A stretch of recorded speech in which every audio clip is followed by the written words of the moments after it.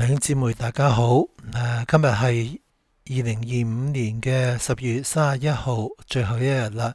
咁樣呢，亦都標誌住我退休啦。咁喺2026年呢，我有一個展望。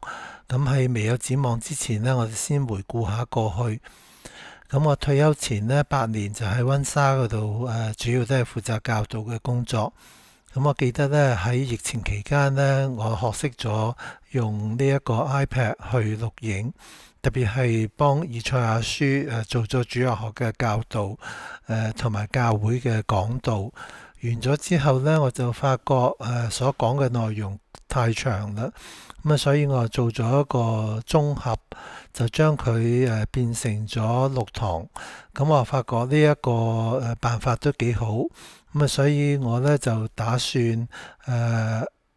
繼續將過往8年喺溫莎嘅教導做一個綜合，咁由呢一個歷代志上下開始。咁但係退休之後呢，我仲發覺呢，我嘅文檔裏邊呢冇咗呢一個箴言同埋約翰福音，我想將呢一個失去嘅部分補翻嚟，所以出年呢，我哋都會繼續做呢一兩課。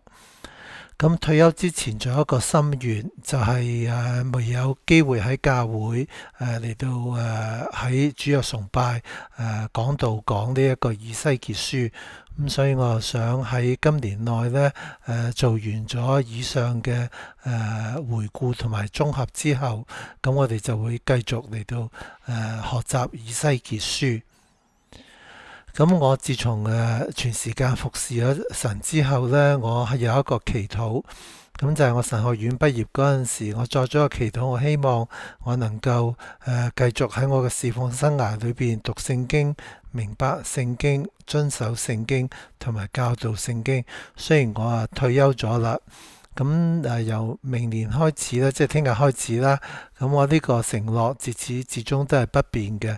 咁喺疫情期間，既然學咗用 iPad 嚟到錄影呢一個聖經主日學或者係講道，咁我哋可以繼續用呢個技巧嚟到係服侍神，亦都係服侍弟兄姊妹。希望能夠將我所學嘅同你哋分享。我唔係真理，我只不過係將我所了解嘅同大家分享，正如其他嘅老師一樣。多謝大家。